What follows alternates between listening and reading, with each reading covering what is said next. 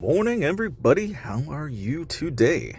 So, as you guys have probably picked up, they updated the game again. And this time we have something called the Labyrinth. And it's kind of interesting in the fact that more of this stuff unlocks over time, but you may be wondering, what exactly is this? So, you go in and you challenge, and yeah, conveniently, if you've been playing the game for a while, yeah, this is what your experience is. It's click, click, click, click, click, click, click, click, click, click, click. It's like, oh, okay, so apparently I'm just too good. I'm just going to watch myself continuously get loot. And then you're going to sit here and ask yourself, now, what exactly am I going to do with all this loot? Now, if you're somebody that's just starting, well, conveniently, these are basically what I call raid boss chapters. That is to say, you're now going to have a currency to acquire what I would describe as mithril. This is, in my opinion, the way that they've designed it to make it so that you can get mithril without having to cry your eyes out spending several weeks in the arena trying to get mithril. This, to me, is their answer to getting mithril. That said, of course, it's kind of silly, like sitting here watching all of the stages. It is kind of, I don't know, you can eventually hit skip if you don't want to watch all of it, and so you'll get a very large chunk of what they call glowstone and something called the labyrinth core. And then, of course, some hero chests and some labyrinth treasure, as well as some splendid treasure. And then you get some enhancement XPs. Now, of course, once you finally hit your limit, you'll get to here and you'll go, oh, what am I supposed to use? What kind of formation should I be using? Like I could just, bottom blanket like this and not even think about it. And of course, you're going to see an option in here. Your opponent has deployed multiple squads, and you won't be fighting alone either. When both sides have deployed multiple squads, the squads will battle among themselves randomly. That's like, oh, okay, so basically, you get no say in how this ends. Fantastic. It's like, how do I know if I'm going to win or lose? No one knows. Okay, that's really weird, but you can hit auto challenge, and what do you know? You can just keep on going. But a lot of the time, if anything, right, you see that there's kind of a familiar trend here, which is to say, most of the time, these are going to be based on the battle report. And of course, if you open up the battle report, it'll tell you what level and what hero and at what stage and in what way did they do what and how and blah, blah, blah, blah, blah. And of course, yes, you can even go so far as to open up the actual tab and look at the bonus details that tells you whether or not, they're higher in this attack or this or that, blah, blah, blah, blah, blah. Which, of course, for a lot of you guys out there that are probably, wondering, well, how did I lose? What did I do? Like, why did this lose? Why did I not win? It's like, oh, yeah, that'd be why. It's like, why did you lose? Because you're statistically below average. And of course, why is that? Because you don't have any gear on. Little things like that might make a big difference. Who'd have thunk it? Anyways, and eventually, you'll just go through here and you just hit skip, and that's basically that. You just keep on trucking along. Now, I would say that if you're, starting to struggle a little bit, we'll probably have to start getting a little bit more fine-tuning of the teams, that you might have to make better ones. And that's all going to be kind of how do you say it? Kind of depends on where you're at and what you're doing and what have you. You can even potentially hit quick deploy and see what difference that makes for you. It just varies from one challenge to the next. I can hit quick deploy, for example, and you'll notice that it doesn't really change anything. Because, again, all it's going to do is make a mixed march. It's not going to go too crazy one way or the other. And, again, this is kind of one of the arguments that, people have always asked me, like, why is it that you only have one set of gear, and why is it that I have to expect that, this is just going to consistently always work well? And it's like, well, part of the reason why I have one really decent squad is because I just know that one decent squad is going to carry. Okay, but even though it can carry through these rounds, a lot of the time the other two squads are just fluff. And so there is a disadvantage to doing it that way, but you'll always have a decent set of gear. So if you ever want to, you could build another set. And you don't have to really, freak out, so to speak. And again, I recommend just kind of sitting here, hitting skip, hitting next, hitting skip, hitting next. That's literally this new update. I wouldn't really put a whole lot of thought into this. because what you're going to ultimately do is continuously do this until you hit a stopping point, and you will eventually hit it. Okay, it's not tricky to figure out how that's going to happen either, because you can go back and look at the battle report and it'll tell you exactly what the reason is. And oftentimes it's going to be a statistical reason, but again, a lot of that is out of your control, I would argue. It's like you're not going to be able to just game the system. I mean, eventually this will hit a point where it's going to be in favor of whoever has the best pay to win set of gear and stats and so have you. Like there is eventually a limit to these chapters that is really going to be limited to wherever you are on the triangle. And so in a lot of ways, you got to kind of invest as much of this and basically get as much of the rewards as you can possible out of this. And why I say doing it this way as opposed to like any other way is because by doing it this way, you're going to get the most amount of rewards before you actually hit your limit. And then once you've done that, you can then turn around and basically use all this extra loot for your next state of power or whatever, and basically take advantage of the upgrade events. Because to me, that would be the most logical way to go about this. I think a lot of people, what they'll end up doing is they'll spend it right away they get it, and then they wonder why I don't have anything for this event. It's like, well, maybe if you just think ahead, like you'd actually be far better off. And again, I'm a big fan of just stacking the amount of glowstone that we get in these stages, because to me, I think there's going to be a lot more reward by stacking the amount of glowstone. And you'll see what I mean here in a minute. I'll explain, and it'll all come full circle once I get to the end of these chapters. And again, you can see that the power rating does kind of give you a hint as to where it's going.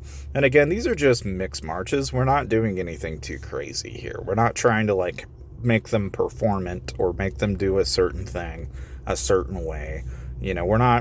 There's nothing too crazy here. We're just doing bottom barrel, simple mix, nothing too crazy, because again, you don't need to until you really start to actually get to where things are going to get difficult. And you notice that it's 486 to 362 right now. We still haven't hit, what I call the overarching board yet. The leaderboard will tell you exactly who's highest on the stage where, and it's like right now some people are all the way up into 46 already. So some of the major beta ones will have probably gotten there day one, or they will not be long behind that, and that's natural. But again, you don't want to be that person that didn't at least try to go through this labyrinth, and so getting to it's pretty easy. It's just at the command center, so if you don't remember where I picked this up from, it's literally from the command center. If you don't log in and run into this right away, then it's really straightforward. For those of you that are just coming into the game and wondering, like, what the heck this is one of those things that it's nice, and I don't know if it's locked. I don't think it is, because it wouldn't make a whole lot of sense to me, but I don't know. Because for us, we just kind of woke up to it. So this may or may not be across the board. I don't know. And I'm probably not the best person for that kind of information. So like, if you're wanting to know more than beyond I don't have this or what have you, then chances are you'll probably need to check out the Whiteout Survival Discord to know a little bit more than what I'm already willing to give you here. But that said, you can see what I mean by like this. This is just a lot of skipping. There's not a lot of thought process in this. It's next stage skip. Next stage skip. It's literally free loot and rinse repeat. And then of course you can hit battle reports. So if you wanted to see where you're at in the stages, this is all it is really going to do for you, is just give you an idea of how well you were doing at what stage and how. Again, knowing where people got hung up at being around the 40s, I would expect that I'm probably going to fall short of 35 or right now. Okay, and so of course it'll give you an option to adjust, increase your gear power or hero power. And you can look at the report, and the report will give you an idea of where did you go wrong. So like here, okay, this is one of my better marches, and I can see I've got 128,000 troops to play with, and this has got 195. And the one thing that we want to see here is they're using 33% across. I have better stats across the board. So about all I can really do here is you can see I've got about 50% of my army and lancers. Now that to me seems a little backwards. So what we're going to do is we're going to hit retry. Oh, whoops. No, maybe not. Conveniently, I can retry and it'll work sometimes, because the other thing that you have to consider is that even though you can hit retry, sometimes you'll re-roll and it's not like it's gonna pick one of these three at random. So certain rolls may be more beneficial than others, but like there, okay, it fails. You can cancel out of it, go back into challenge here, and then edit the formation. And again, equalizing it out here, I would say like what we do is we bring down our Lancer count down to 20. We bring this up to 100 and some percent. And then let's actually, you know what? Let's bring that up down to like 92-ish and then bring up our marksman up. Just ever so. In fact, we could even just do the balance of 50, 10, 40, for example. Right? 95, 76, 19. Right? And then go with this, save and exit. I will probably leave the other two alone. Okay? And then just go ahead and skip through. And okay, we'll retry it again. And there is a certain limit to how many that you can do, but as you can see there, we were able to beat it. And we were able to beat that one. And again, you will get eventually hung up here. You can only retry so many times. So like there, we finally hit a limit, and so now we're down to 5 hours. And again, the only thing you can really get out of this is where did you go wrong? So like here I have 190, 102.